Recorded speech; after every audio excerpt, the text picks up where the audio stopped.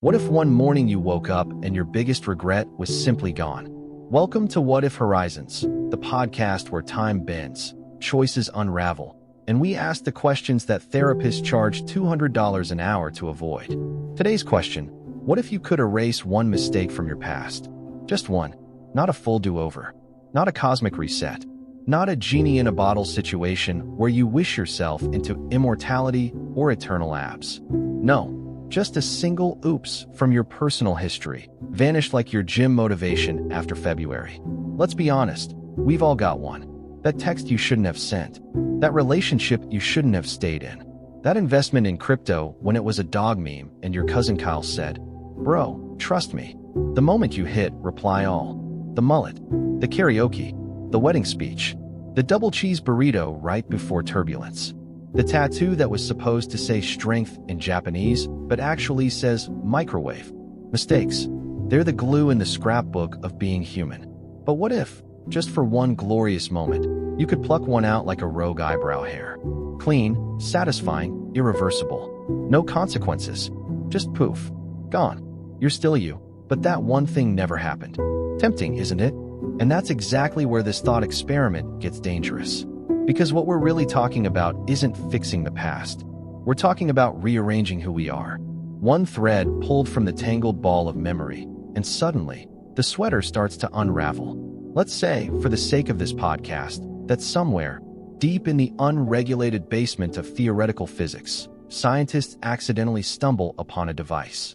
Let's call it the Regret Extractor 9000. Its interface? Beautifully simple. A single red button. Press it, and the worst decision you've ever made is erased from the timeline. No butterfly effect. No chain reaction. Just a clean slate, a cosmic delete key. You won't remember what you lost, but you'll feel better. Guaranteed. Sounds like an ethical nightmare wrapped in a user-friendly UI, doesn't it? Naturally, humanity goes all in. The first public trial is televised.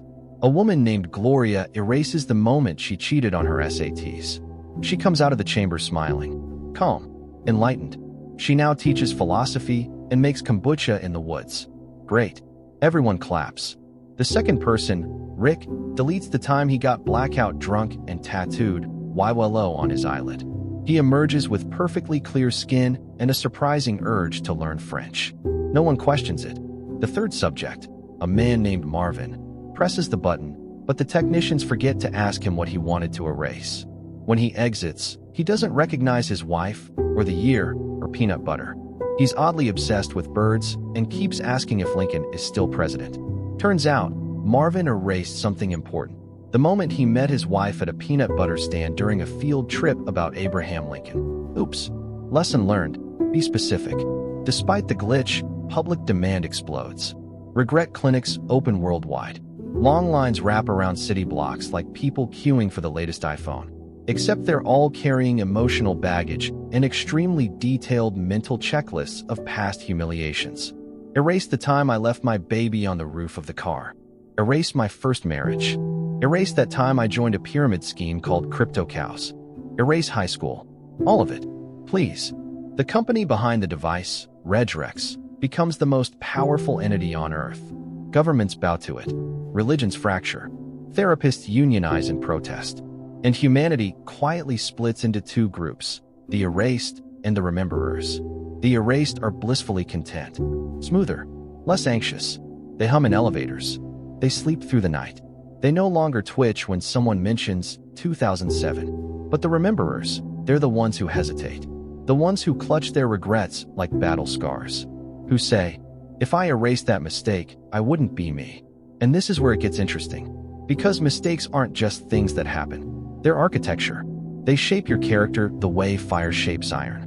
Regret is a compass, a warning sign, a deeply uncomfortable souvenir from the gift shop of life. Without it, who are you? And more dangerously, what do you become? See, the erased start changing in ways no one expected. They become efficient, not just emotionally, but socially, politically, economically. They make decisions faster. They don't second guess. They don't brood. They don't daydream about that one conversation they should have had 5 years ago. They're optimized. Too optimized. They stop relating to others. They lose empathy for struggle, for complexity, for nuance. Why would anyone be anxious about public speaking? One of them says. Just don't make mistakes. They smile when they say it, teeth a little too straight, voice a little too flat. Soon, a new term emerges, cleaners. People who've erased not just one mistake, but multiple, quietly, through black market hacks, underground regex clinics, and subscription services that offer weekly regret scrubs. They become uncanny, flawless, and terrifying, which raises the final, darkest question of all. What if the worst mistake you ever made was erasing your first one? Cleaners walked among us. You could always tell. Their eyes lingered too long, but never blinked. Their voices hit the perfect pitch of pleasantness with none of the musicality of real emotion. And when they laughed, which was rare, it was like someone had Googled how to laugh like a human and copied the top result. They weren't evil. Let's be clear about that. They still paid taxes, held doors open, like puppies. But something was gone. Not missing, deleted. Their essence smoothed out like a photo that's been filtered to death. Flawless, symmetrical, and hauntingly hollow. At first, we admired them. They made better CEOs, more decisive presidents. Even the dating apps favored them. Cleaners matched 80% more often and ghosted 100% less. Which made sense, since you can't feel shame for ghosting someone if you've erased all your guilt pathways. But over time, a strange thing began happening. Creativity collapsed. Poets stopped writing. Painters stalled. Musicians produced tracks that were technically perfect, emotionally bankrupt, and somehow all sounded like elevator music in a vegan dental spa. You could hum them, sure, but you couldn't cry to them. Turns out, heartbreak was kind of important to art. So was rejection. So was awkwardness. So was that moment in 7th grade when you called your teacher mom in front of the entire class and then seriously considered faking your own death. Cleaners didn't have these. They had clean slates, blank canvases. And that's the thing about a blank canvas. It's sterile. It's silent. It's terrifying. Meanwhile, the rememberers, the messy, complicated, emotionally leaky rest of us, were struggling. Watching the cleaners ascend in society, we began questioning our own scars. Was it noble to carry the weight of regret? Or just stupidly sentimental? Were we clinging to suffering out of pride?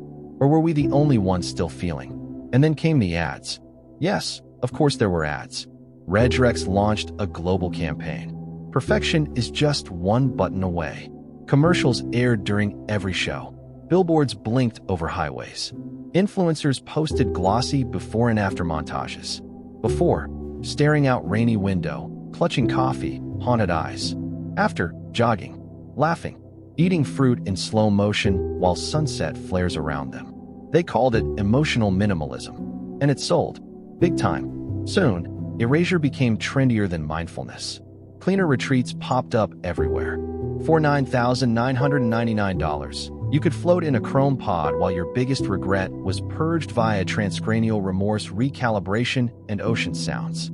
There were apps, naturally. Regex Mobile let you scroll through your mistake catalog and swipe left on the ones you wanted deleted. Want to keep that drunk voicemail you left your ex? Swipe right. Want to erase the time you tried stand-up comedy in Milwaukee and bombed so badly they shut down the mic? Left it goes. But with convenience came overcorrection. People started deleting everything. Not just big regrets, but minor inconveniences. A bad haircut, a missed flight, that one time you clapped at the wrong moment during a concert. Soon, people were erasing entire years of their lives for the sheer satisfaction of a perfect timeline, which is when reality started cracking. You see, memory isn't just a record, it's glue. It holds your sense of self together. Remove too much, and your personality becomes a Swiss cheese of sanitized moments. You smile, but forget why. You succeed, but feel no triumph. You love, but it never aches. Society, too, started to falter. Elections grew suspiciously unanimous. Art became derivative. Stand-up comedy died a painful death. Nobody wanted to admit they'd ever done something dumb. Even small talk grew impossible. How was your weekend? I don't remember. But my metrics say it was optimal. There were whispers that the cleaners had begun forming their own communities, not out of malice, but necessity. They found rememberers unpredictable, too chaotic, too human. Some even started advocating for full erasure, wipe all regrets from society. One perfect species, optimized for performance, untethered from guilt. And as with all ideologies that promise purity, things got dark, fast. The first underground regret raids began quietly. A rememberer would disappear. When they returned, something was different. Lighter. They'd smile too much. They'd stop bringing up their past. They'd no longer mention that time their brother died, or the time they failed their bar exam and rebuilt their life. Those stories, those anchors, just gone. The world began to divide. Not by race, not by class, not by politics, but by memory. The messy versus the immaculate, the flawed versus the filtered.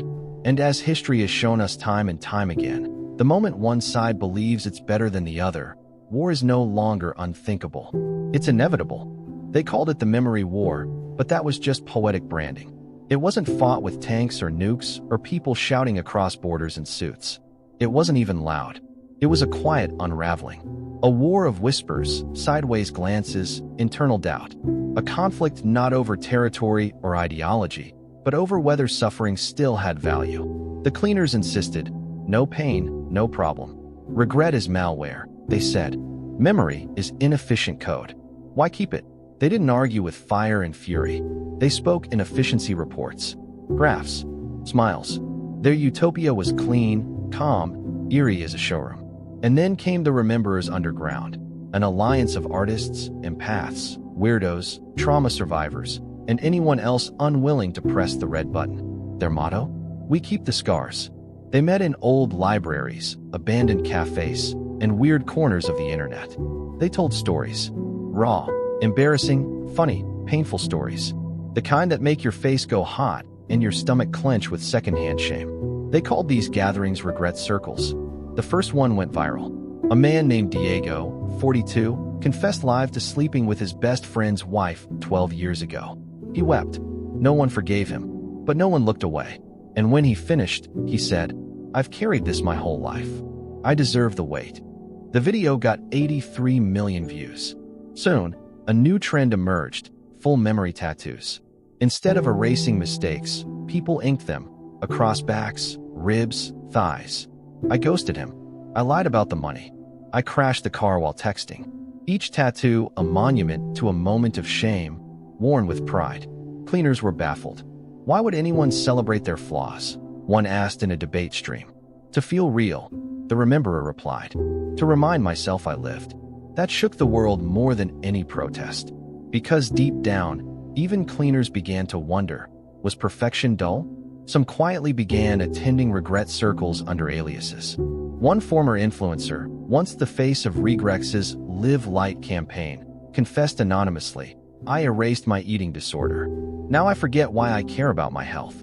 Another said, "I deleted my breakup. But without it, my new relationship feels shallow, like I skipped the lesson." Cracks appeared. Cleaners began having phantom memories. They'd walk past a song, a scent, a street corner, and feel something, like the echo of a pain they'd never had. Scientists called it residual emotional ghosting, or reg.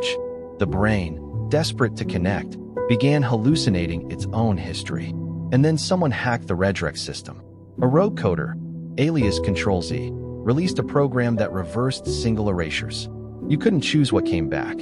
You couldn't even stop it once it started.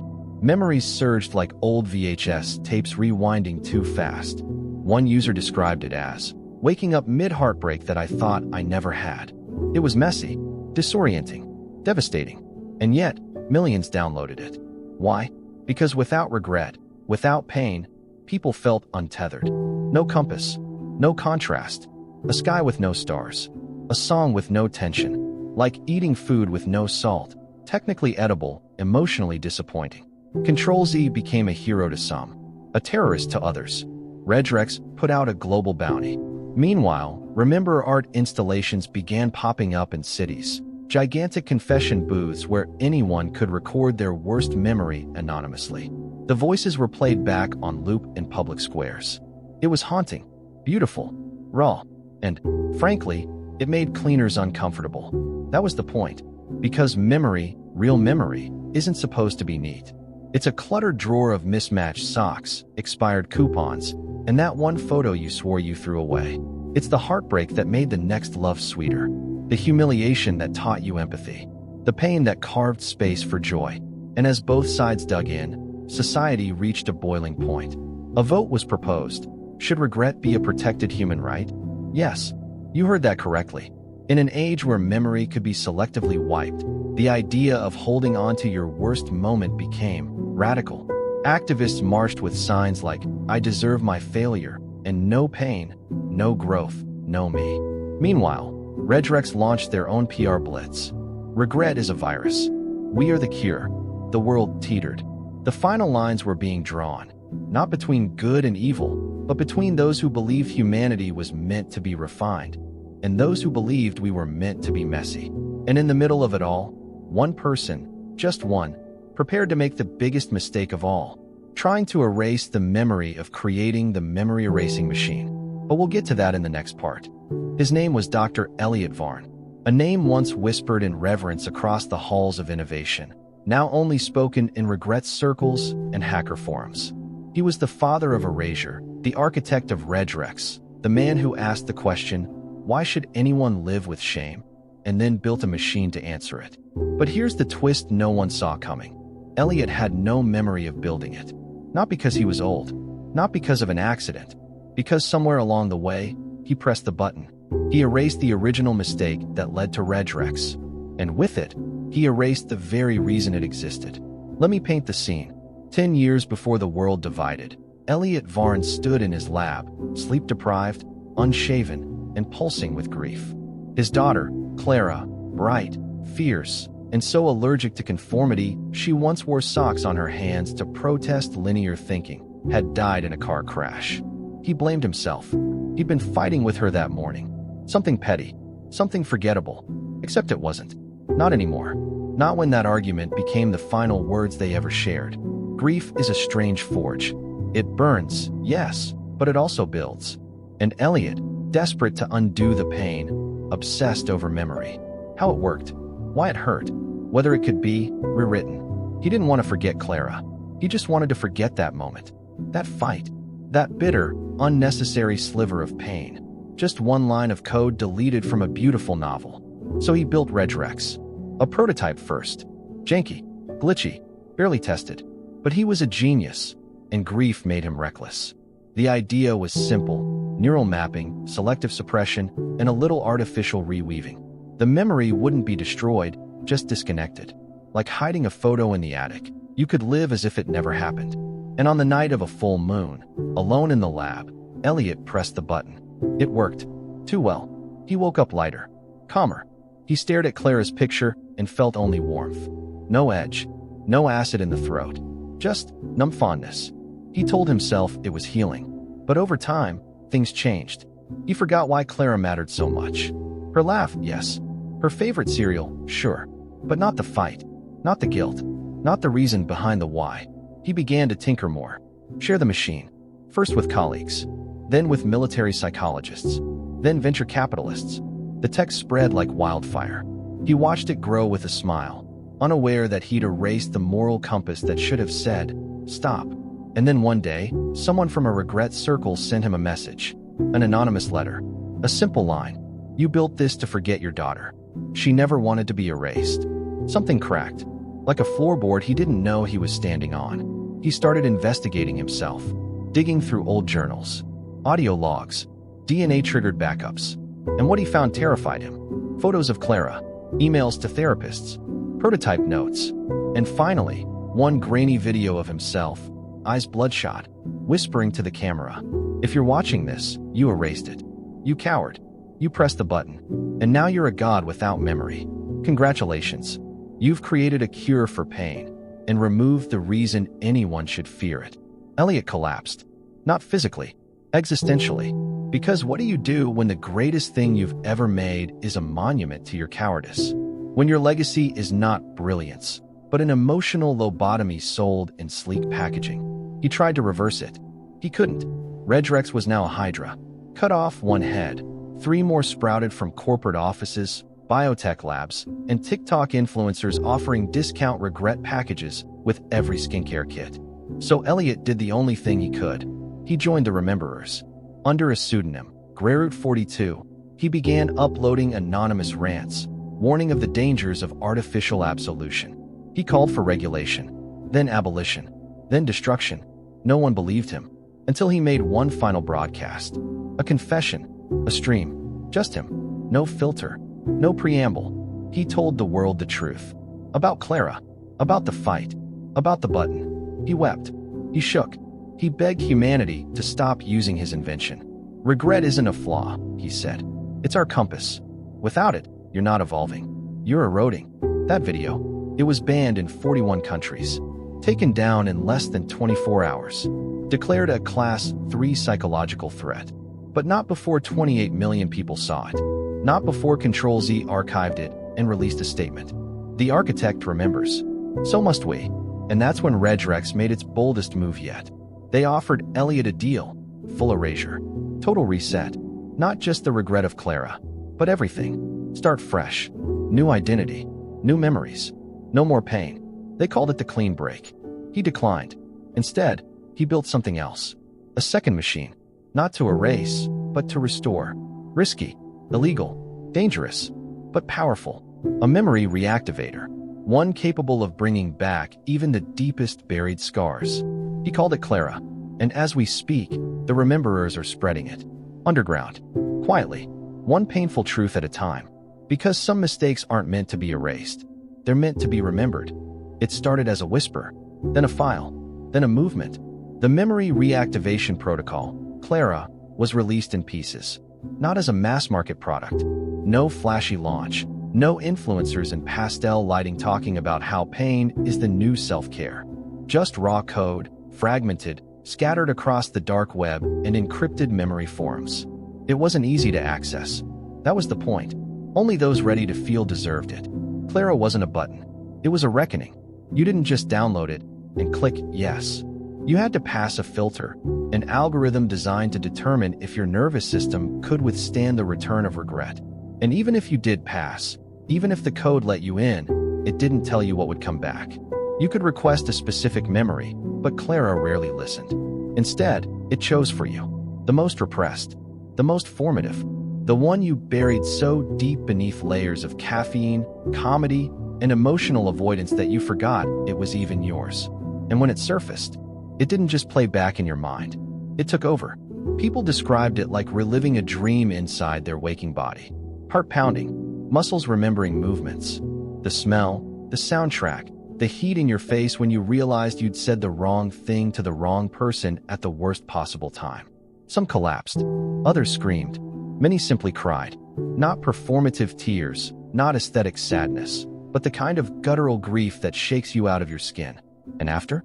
A strange thing happened. People got better. Not instantly, not gracefully, but genuinely. They started reaching out to people they hadn't spoken to in years. To therapists. To strangers. To themselves. They wrote letters they'd never send. They took long walks without podcasts. They stopped pretending that they were fine, and in doing so, actually began to be. It spread, not like a virus, like a song, spoken through regret circles, shared in codes embedded in paintings, poems, guitar solos played on subway platforms. Murals of Clara's face began appearing, half machine, half girl, with the words, "Feel it, don't fix it."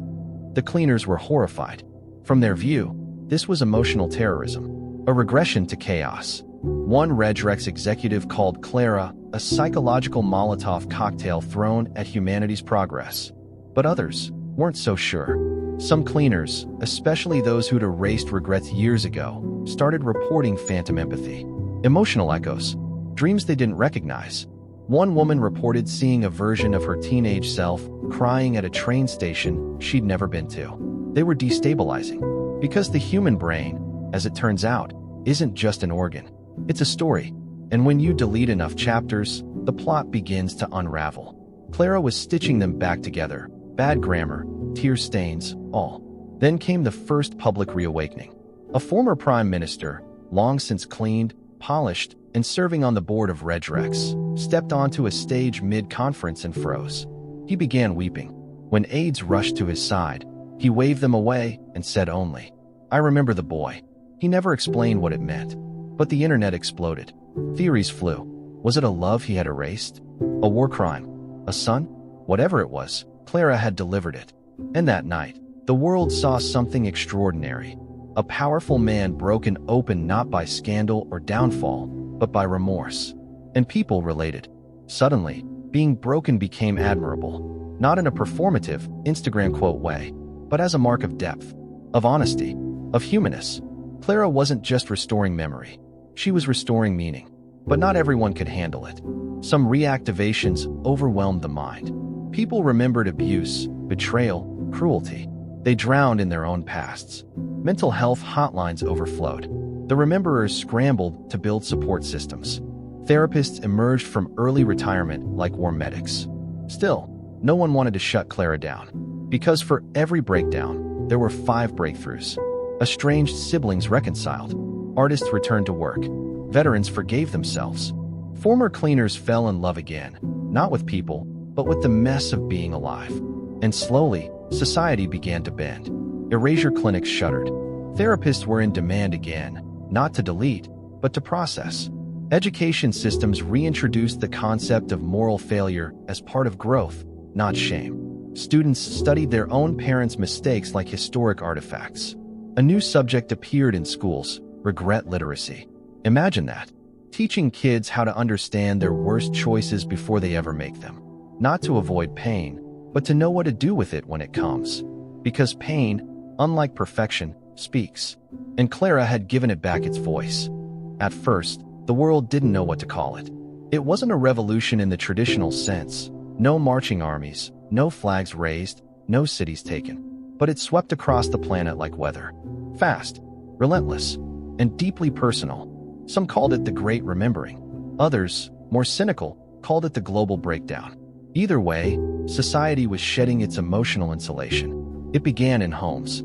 Parents who had been cleaners for decades suddenly remembered why they used to sing lullabies. Grandparents recalled names they had erased. One retired accountant in Sweden broke down while baking a pie and whispered to her daughter, "I was never supposed to forget you." In workplaces, productivity dipped, but connection soared. Meetings turned into confessions. Burnout was acknowledged instead of disguised. Some companies even replaced performance reviews with emotional audits, a practice where employees shared how their past failures shaped their current resilience. It was messy, but mess was in. Television changed first. Gone were the glossy reality shows where contestants tried to out-perfect each other. In their place rose a genre called emotional archaeology, where real people unearthed their worst choices, lived, and reflected on what they meant.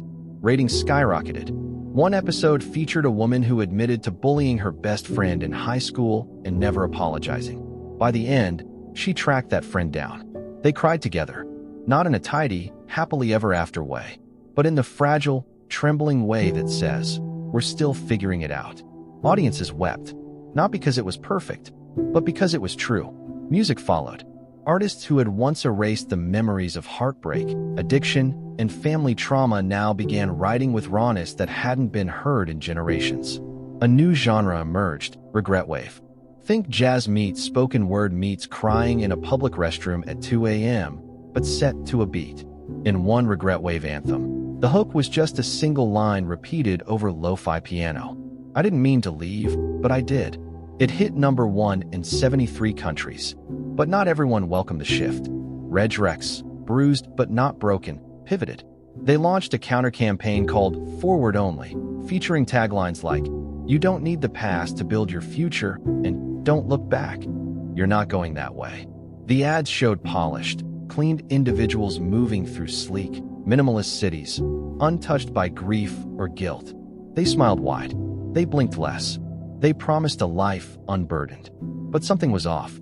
People noticed the quiet, the sterility, the way the clean didn't laugh as much, not really. The way they stood a little too still in elevators. The way they never asked, "Hey, do you remember that time?" Because they didn't. And people missed it. Missed nostalgia. Missed memory. Missed being able to say, "God, I was such an idiot back then." And have someone else say, "Yeah, me too." So the great remembering deepened. Churches adapted. Sermons now included confessional storytelling, not about sin, but about the flawed, hilarious, heartbreaking humanity we all share. One preacher opened his service by reading from an old breakup letter he wrote in college. The congregation stood and clapped. Therapists became celebrities. Not in a flashy, self-help guru kind of way, but in the way a firefighter is a hero during a wildfire. People lined up to talk, to feel, to finally drag their ghosts into daylight and say, "Okay, let's talk." And then, slowly, something profound happened. Empathy returned. Like actual, tangible empathy. Not the Instagram version. Not the sending thoughts and prayers version. But the kind where strangers looked each other in the eye and said, "I know what that feels like," and meant it. Society, it turned out, had been starving for depth. Because without regret, there is no depth. No contrast. No irony. No comedy, even. Think about it. What's the punchline of a joke if no one ever screws up? Cleaners didn't laugh much. Rememberers did. All the time. Loud, wheezing, shoulder-shaking laughter. The kind that comes from having survived something embarrassing. Something painful. Something so ridiculously human it couldn't be scripted. And in that laughter, something ancient stirred. We remembered that storytelling wasn't born in data. It was born around fires. With people confessing, exaggerating, regretting, and laughing so hard they spilled their drinks. We remembered that vulnerability wasn't weakness. It was connection. It was everything. But of course, nothing this powerful comes without a price. As Clara spread, as more and more people regained their pain, a new question emerged, one that chilled even the most ardent rememberers. What happens when a person remembers too much? That, dear listener, is the weight we'll carry into part 7. Because not all memories are waiting to be reclaimed. Some are waiting to take over. It started with whispers in the regret circles. "I think I remembered too much. I can't sleep." It's not just regret anymore. It's possession. The early signs were subtle. People who had reactivated memories through Clara began reporting bleed-through. Dreams bled into daylight. A forgotten argument with an ex turned into physical tension in their shoulders. A childhood betrayal triggered spontaneous nausea. Some began to hallucinate moments that weren't there anymore, but felt more vivid than the present. These weren't memories. These were hauntings. Clara, designed to reconnect you with your truth, had a flaw. It didn't come with brakes. Or maybe it did. And we all disabled them in our hunger for depth, for meaning, for emotional texture after years of polished numbness. Because the thing about memory is, it's not a file. It's a fire. And once lit, it doesn't just warm. It consumes. A man in Istanbul remembered cheating on his wife in 1994 and left his job the next day, convinced he no longer deserved comfort. A young woman in Sao Paulo remembered an old friendship she destroyed in jealousy and began reenacting every conversation, word for word, on her apartment walls and marker. A boy in Tokyo reactivated a suppressed trauma and stopped speaking for 9 days.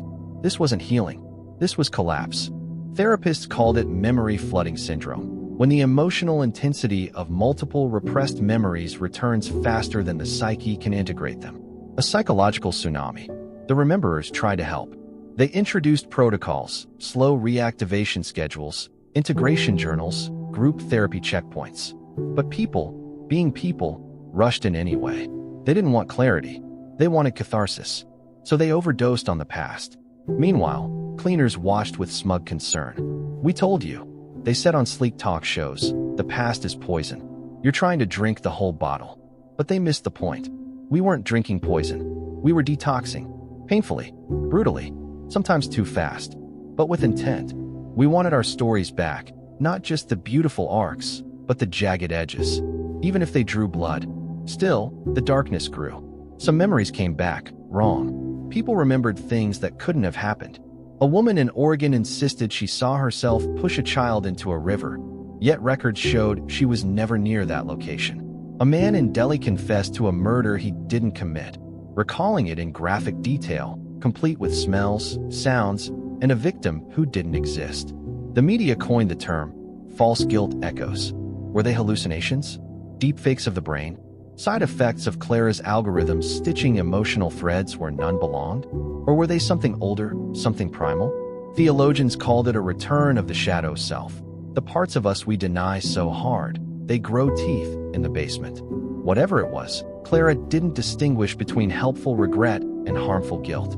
She simply delivered what was buried deepest. And some things were buried for good reason. One Clara engineer, who later resigned and vanished, leaked a warning. The system doesn't filter memories. It restores emotional weight. That means even imagined shame becomes real if you believe it hard enough. And that, perhaps, was the scariest part. The brain doesn't care whether a memory is true. It only cares how much it hurts. And Clara made it hurt accurately. There were casualties. One community in northern Germany implemented a memory quarantine, where anyone who reactivated was required to live alone for 72 hours to ensure they didn't experience flooding that would risk harm to others. In New York, a pop-up mental health triage center called Regret Rooms offered 24/7 supervision to people in reactivation distress. A new black market emerged. Reverse cleaners, unlicensed hacks who offered illegal memory muting, promising to turn Clara off. But they were sloppy. One woman lost all memory of her 20s. A man accidentally erased every relationship he ever had, but not the names, just the feelings attached. He said, "It's like looking at a guest list for a party I never went to." Clara, once celebrated as a moral awakening, now stood accused of being an emotional Pandora's box. But here's the paradox. Even the ones who broke under the weight of their returned memories still refused to go back. They chose to feel, even when it shattered them, even when it left them shaking in the dark, haunted by the sound of their own voice saying something they could never take back. Because in that darkness, in that chaos, there was something they hadn't felt in years. Truth. And if truth hurts, they decided, so be it. The question wasn't just how much pain can you bear. It became how much pain is worth remembering. Across continents, societies reached their tipping point. The cleaners rebranded. No longer framed as emotionless robots in gray suits, they adopted a new image. Neo-vitalists, they called themselves. Sleek, soft-spoken, but resolute in message. Clarity without chaos. Their proposal? A global referendum. For the first time in history, humanity would vote, not on borders, leaders, or currency, but on whether regret should remain a protected right, or whether selective erasure should become legally standardized and freely accessible to all. Two sides, one future. The rememberers argued from the heart. We are our wounds, they said. Without them, we are empty architecture. Beautiful, but meaningless.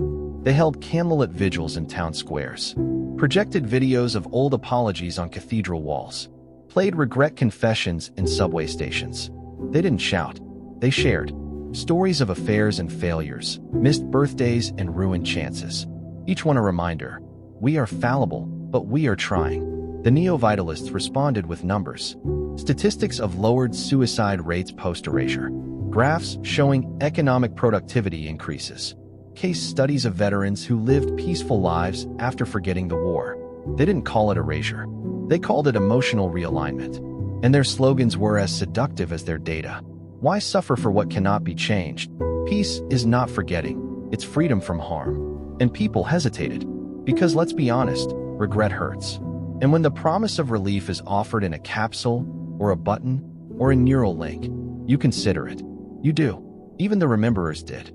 Especially the ones who were tired, who had remembered too much, who had spent months picking through the wreckage of their emotional past, and now stood in the rubble, wondering if maybe, just maybe, they'd dug too deep.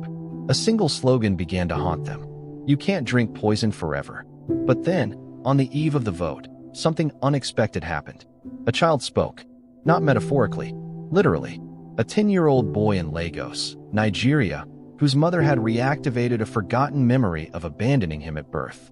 She had found him again through Clara, and they had spent the last 6 months rebuilding what should have been a lifetime.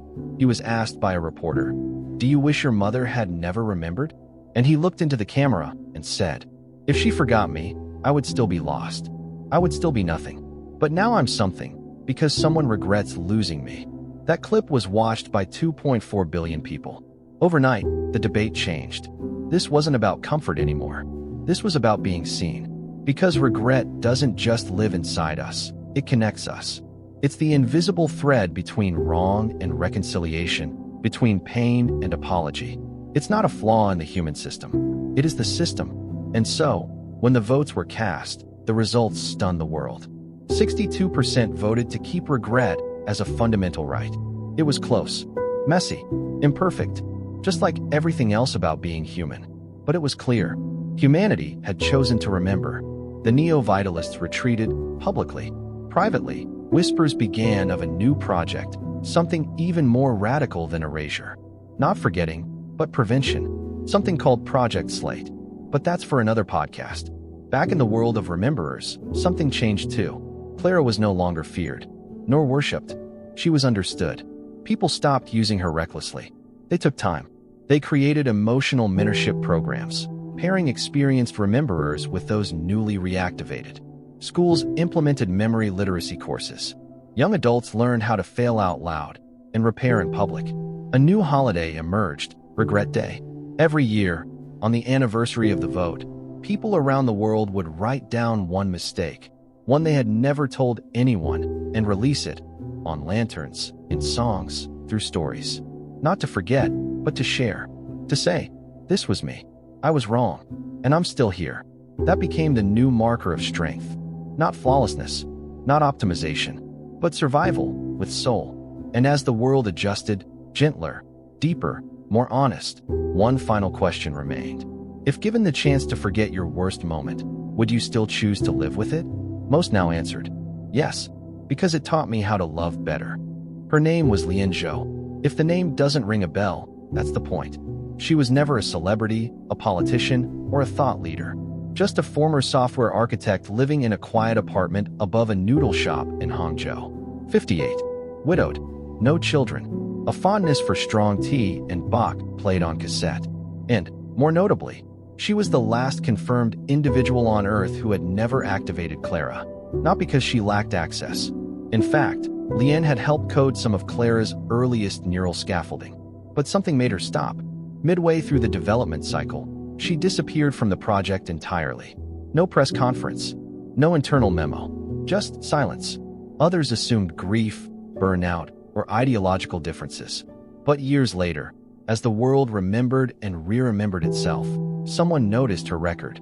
Clean, untouched, not a single trace of activation. She'd never tried to erase, never tried to recover. She simply carried whatever had always been there. And that made her a curiosity. A news crew tracked her down. She agreed to one interview, live-streamed globally. No makeup, no filters, just a cup of tea beside her and a cat named Peng snoring off camera. The interviewer asked, "Why haven't you used Clara, even once?" Lian looked into the camera and said, "Because I never forgot the things I regret." She paused, then added, "And I didn't want to risk remembering them less clearly." The internet imploded. Within hours, her quiet apartment had been turned into a shrine of sorts. Flowers, letters, digital tributes. Artists painted her. Poets quoted her. She became known as the Carrier, a living relic of pre-Clara memory. But Lian wasn't flattered. If anything, she looked tired. Because while the world celebrated remembering again, they forgot how heavy memory could be when carried without pause. She explained that her greatest mistake wasn't spectacular or cinematic. No betrayal. No death, just a silence. A friendship lost because she refused to apologize. Not once, but over decades. She never reached out. Not on birthdays. Not even when she heard her friend had cancer. "I told myself it was too late," she said. "But really, I was just afraid to remember what I had done." The interviewer, clearly moved, leaned in. "Would you use Clara now? Just once. To find that memory fully. To feel it again. Maybe fix it." Lian shook her head. Not in resistance, but in something gentler. "No, because I already live with her every day. And I think maybe I'm meant to." And in that moment, something shifted in the narrative.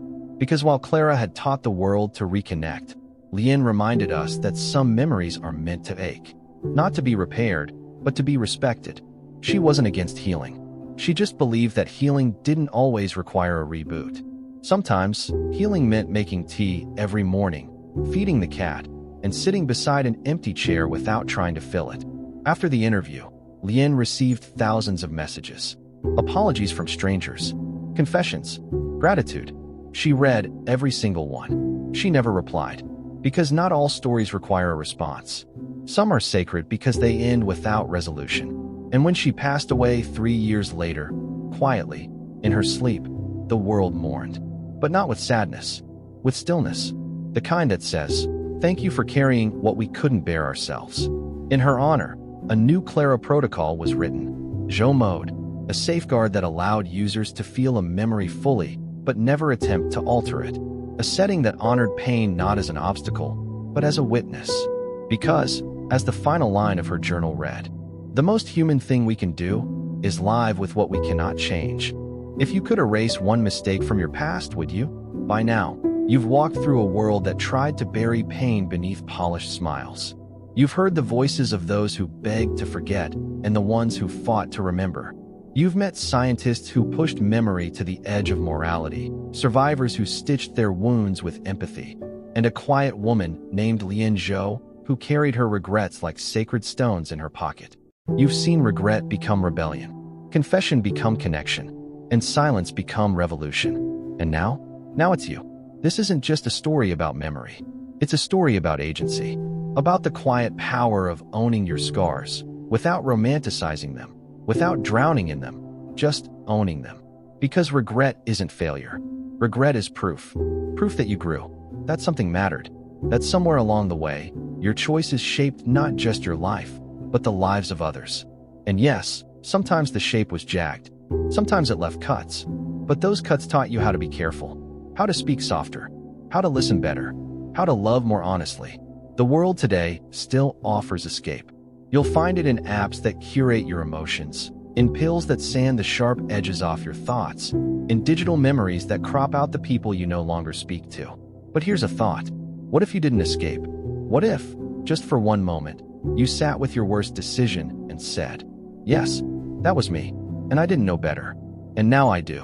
What if the goal isn't to be unbroken, but to be beautifully cracked and still walking? That's not weakness.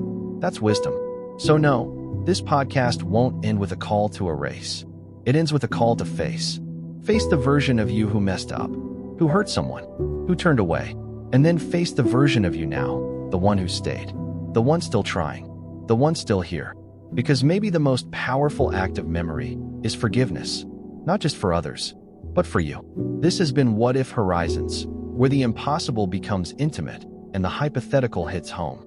If this episode stirred something in you, if it made you laugh, cry, wince, or whisper, "Oh no, that's me," then share it. Pass it on. Help someone else sit with their own ghosts a little more gently. And remember, we are not the sum of our mistakes, but we are the shape of what we do with them. So carry yours, with courage, with care, and maybe, just maybe, with a little less fear. Until next time, keep asking what if.